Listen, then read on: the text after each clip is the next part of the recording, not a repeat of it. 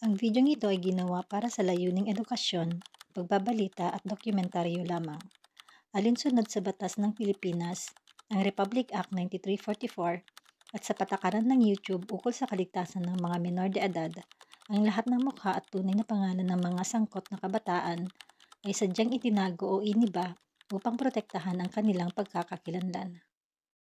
Walang layunin ang channel na ito na magpakalat ng karahasan o pumuri sa anumang masamang gawain.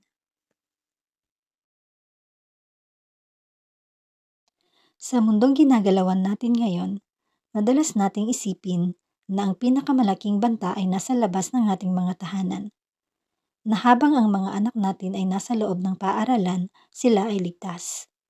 Ligtas mula sa anumang banta, ligtas mula sa masasamang elemento. Ngunit noong umaga ng June 22, 2026, ang paniniwalang iyan ay tuluyang nagbago para sa mga residente ng Tacloban City. Isang ordinaryong Lunes ng umaga, sa San Jose National High School ang biglang nabulabog ng mga tunog na hindi kailanman dapat marinig sa isang paaralan. Ang mga estudyanteng mag-uumpisa pa lamang ng kanilang klase ay biglang napilitang tumakbo para sa kanilang mga buhay.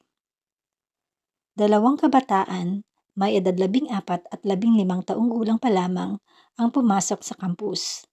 Hindi para mag-aral, kundi para isakatuparan ang isang madilim na plano.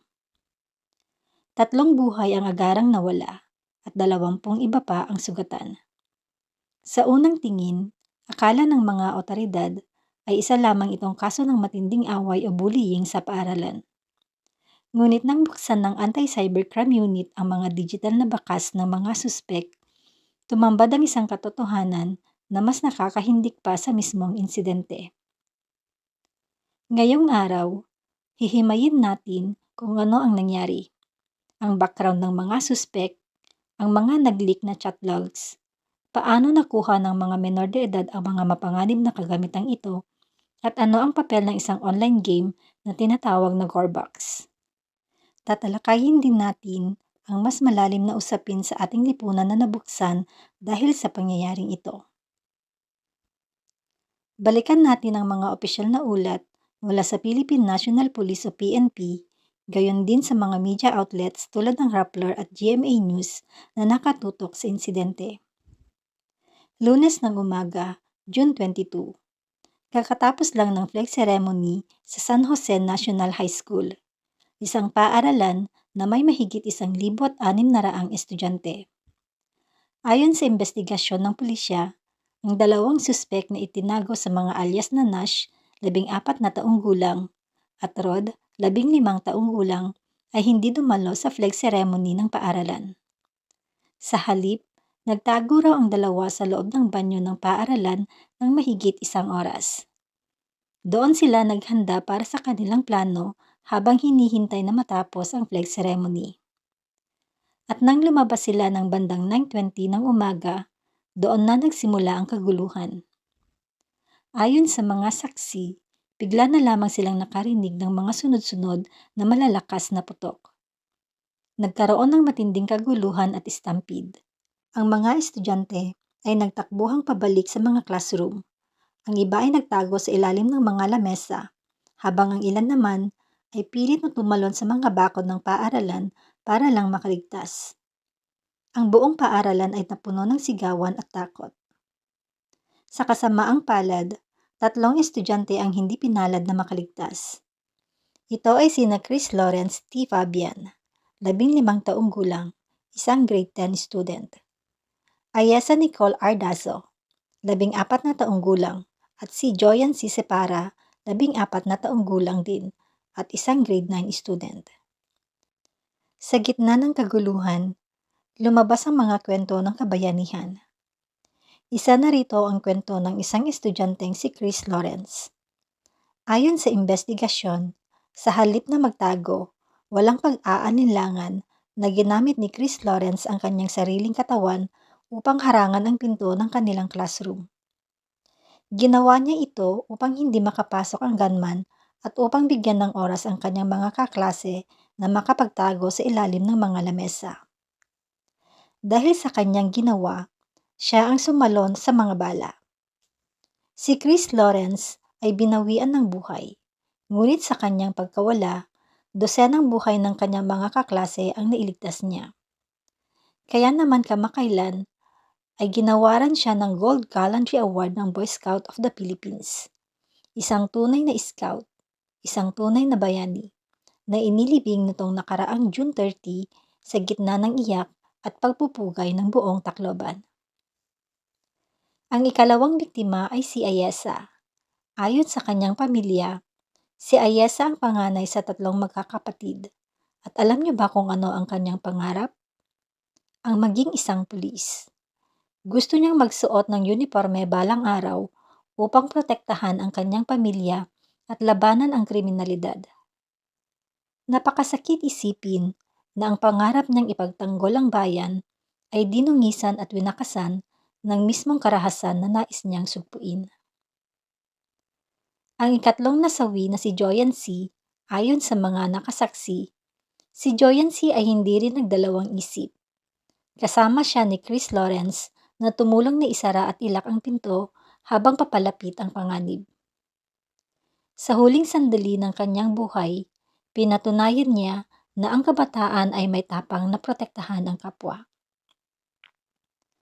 Ang mga iba pang sugatan naman ay mabilis na isinugod sa Eastern Visayas Medical Center. 2 sa mga dinala ay sinasabing nasa kritikal na kondisyon. Isipin niyo ang takot ng kanilang mga magulang na naghihintay sa labas ng emergency room. Nagdarasal na sana ay huwag madagdagan ang bilang ng mga nasawi. Ayon sa huling ulat ng Department of Education, ang karamihan sa mga sugatan ay nasa stable na kondisyon na ngayon at unti-unting nagpapagaling sa ospital, habang ang iba naman ay nakalabas na. Ngunit ang sugat ng katawan ay madaling maghilom kumpara sa sugat sa isipan. Ang psychological trauma ng mga bata ay habang buhay na nilang dadalhin. Nang rumesponde ang mga awtoridad, agad na naaresto sina Nash at Rod. At dito na mas lalong nagulat ang publiko dahil sa mga armas na narecover sa kanila. Isang 9mm Glock pistol at isang .38 caliber revolver. Diyan talaga napataas ang kilay ng marami. Paano nagkaroon ng ganyang kalakas na sandata ang mga batang nasa grade 9 pa lamang? Ating kilalanin muna ang 2 salarin at ano nga ba ang naging dahilan o motibo nila bakit nila nagawa ang ganitong krimen.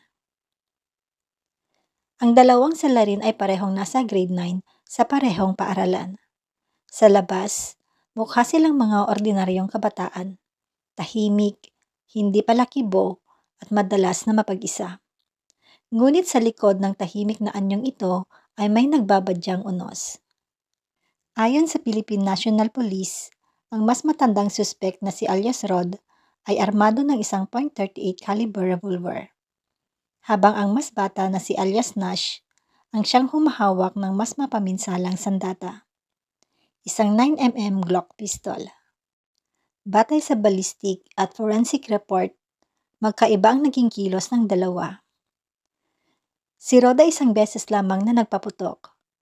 Ayon sa mga pulis, ito ay tumutugma sa natitirang live ammunition na nakuha sa kanyang revolver. Ngunit si Nash, na itinuturing na pangunahing nagpaputok, ayon sa investigasyon, nagawa niyang magpaputok ng hindi bababa sa 40 beses. Nagawa pa niyang mag-reload o magpalit ng magazine habang isinasagawa ang krimen. Habang lumalalim ang investigasyon ng pulisya, lumalabas na hindi ito isang biglaang bugso ng damdamin. Ito ay isang planadong krimen. Ayon sa opisyal na pahayag ng PNP, buwan pa lamang ng April or May, mahigit isang buwan bago ang insidente, ay pinag-iisipan na ng 2 mag-aaral ang pag-atake. At kamakailan lang, naging viral at laman ng mga balita ang mga nag-leak ng di umano'y chat logs sa pagitan ni Nash at Rod. Napakalungkot at nakakanginig basahin ang mga chat na iyon.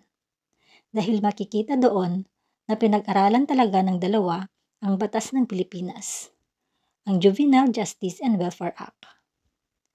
Lantaran nilang pinag-uusapan sa chat na dahil sila ay menor de edad o minors, ay hindi sila makukulong kahit pa kumitil sila ng buhay ng tao. Ginamit nila bilang kalasag ang batas na binuo sana para protektahan ang mga kabataan. Pero ano nga ba talaga ang nagtulak sa kanila na gawin ito? Ano ang motibo? May dalawang pangunahing anggulo ang pulisya ngayon. Ang una ay ang isyu ng matinding galit dulot ng pambubuli. Lumalabas sa paunang pagsisiyasat na nakaranas umano ng paulit-ulit na bullying ang mga suspek sa loob ng eskwelahan. Ayon sa mga nakapanayam na mga kakilala, ang dalawang suspek ay madalas umanong tinutukso at naging tampulan ng panunuya ng ilang mga mag-aaral. Ang galit na ito ay unti-unting naipon, nag-ugat at nagbunga ng pagnanais na maghiganti. Ngunit ayon sa DepEd, ang kanilang ginawa ay random o walang partikular na pinipiling biktima nang pumasok sila sa compound. Ang ikalawang anggulo naman ay ang posibleng impluwensya ng digital media. Ayon sa investigasyon, ang isa sa mga suspek ay may matinding pagkahumaling sa isang mobile game na kung tawagin ay Gorebox. Para sa hindi nakakaalam, ang Gorebox ay isang physics-driven sandbox game na kilala sa labis na karahasan at paggamit ng iba't ibang armas. Kumbaga, nag-combine ang personal na trauma mula sa bullying, ang kawalan ng maayos na mental health guidance, at ang pagkakalantad sa marahas na laro sa internet. Isang mapanganib na kombinasyon na sumabog noong Lunes. Dahil sa insidenteng ito, agad na ipinag-utos ng pamahalaan sa pamamagitan ng CICC ang tuluyang pagban sa larong Gorebox sa bansa upang maprotektahan ang kaisipan ng mga kabataan. Ngayon pag-usapan naman natin ang mga armas na kanilang ginamit at seguridad paano nakapasok ang ganitong armas sa loob ng paaralan at saan ba talaga nanggaling ang mga ito. Dito na pumapasok ang lapses o pagkukulang ng mga nakatatanda sa paligid nila. Ang 9mm Glock pistol ay opisyal na nakarehistro sa isang babaeng pulis na tiyahin ni alias Nash. Dahil sa kapabayaan, nakuha ito ni Nash. Ang nasabing pulis ay kasalukuyan na ring nasa ilalim ng restrictive custody at nahaharap sa matinding kasong administratibo at kriminal. Ang .38 caliber revolver naman ay natunton na pagmamay-ari ng isang private security agency kung saan dating gwardya ang lolo ni Rod. Ibig sabihin, ang mga armas na ito ay nakuha nila mismo sa loob ng kanilang mga tahanan dahil hindi na itago ng maayos. Kaya nga mariing ipinapaalala ng mga awtoridad na may civil liability o pananagutan sa batas ang mga magulang o tagapangalaga ng mga suspek. Hindi dahil mga menor de edad sila ay absuelto na ang pamilya. May pananagutan ang matatanda sa kapabayaan sa armas. Bukod sa pamilya, nakita rin sa insidenteng ito ang malaking problema sa seguridad ng mga pampublikong paaralan sa bansa. Ang San Jose National High School ay may mahigit 1,600 na estudyante. Pero alam mo ba kung ilang gwardya lang ang nagbabantay? 2 lang at walang metal detectors o mahigpit na pag-inspeksyon sa mga bag ng mga pumapasok na mag-aaral. Sa ganyang setup, napakadaling magpasok ng kahit anong kontrabando o armas nang hindi napapansin. Sa latest update, ang 15 taong gulang na suspek na si alias Rod ay opisyal ng sinampahan ng City Prosecutor's Office ng 3 counts ng murder, 3 counts ng frustrated murder, at multiple counts ng serious physical injuries. Ayon sa pagsusuri ng DSWD, siya ay napatunayang nag-act na may discernment o may sapat na pangunawa at kamalayan sa kanyang ginawang krimen. Kaya maaari siyang dumaan sa regular na proseso ng paglilitis. Ngunit ang 14 na taong gulang na suspek na si alias Nash, na siyang nagpaputok ng 40 na bala, ay hindi maaaring sampahan ng kasong kriminal sa ilalim ng ating kasalukuyang Juvenile Justice and Welfare Act dahil siya ay mas mababa sa minimum age of criminal responsibility. Siya ay kasalukuyang nasa pangangalaga lamang ng DSWD para sa rehabilitasyon. Dahil dito, Ang pamilya ng mga nasawi, tulad ng mga magulang ni Ayasa Nicole Dazo, ay labis na nananawagan at umiiyak para sa hustisya. Humihiling na panagutin din si Nash dahil sa bigat ng kanyang ginawa. Dahil sa trahedyang ito sa Tacloban, muling nabuhay ang napakatandang debate sa ating bansa. Dapat ba nating ibaba ang age of criminal responsibility sa Pilipinas? Sa kasalukuyan, sa ilalim ng Republic Act 9344, ang mga batang 15 taong gulang pababa ay protektado at hindi maaaring kasuhan sa korte tulad ng mga matatanda. Bagamat isasailalim sila sa mga intervention program ng DSWD o sa mga pasilidad gaya ng Bahay Pag-asa. Pero dahil nakita sa mga chat logs na alam ng mga bata ang batas na ito, muling isinusulong ni Senator Robin Padilla at ilang mambabatas na ibaba ang edad ng pananagutan sa 10 taong gulang. Ang argumento nila, iba na ang mga bata ngayon. Mas mulat na sila at alam na nila ang kanilang ginagawa. Ayon din sa pahayag ni Senator Kiko Pangilinan, hindi ibig sabihin na dahil menor de edad sila ay pakakawalan na lang sila ng ganon na lamang. Dadaan pa rin sila sa mahigpit na proseso ng pagsubaybay at rehabilitasyon. Sa kabilang banda, mariing tinututulan ito ng mga child rights advocates at mga grupo tulad ng Amnesty International Philippines.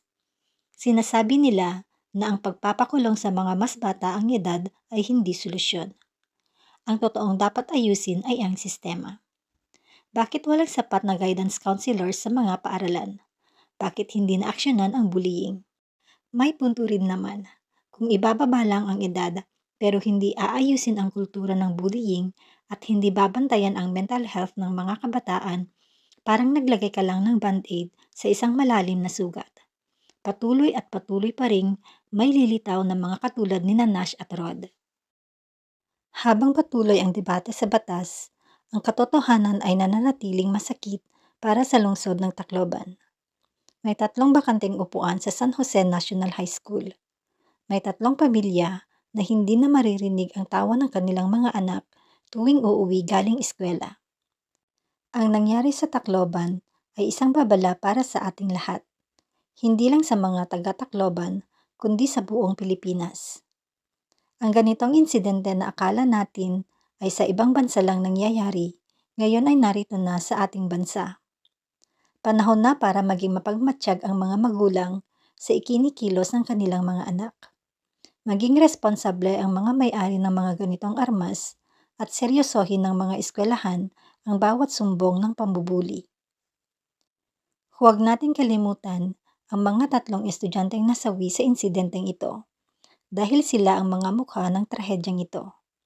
At ang kanilang mga alaala ang dapat magsilbing lakas upang matiyak na hindi na ito mauulit pa sa alinmang paaralan sa Pilipinas. Ipinapanalangin natin ang kapayapaan para sa kanilang mga kaluluwa at naway makamit ng kanilang pamilya ang hustisya. At para naman sa mga sugatan at nakasaksi na nakararanas ng trauma, umaasa tayo na maging epektibo ang patuloy na psychosocial support na ibinibigay ngayon ng DOH at DSWD sa rehiyon. Maraming salamat sa inyong pakikinig sa episode na ito.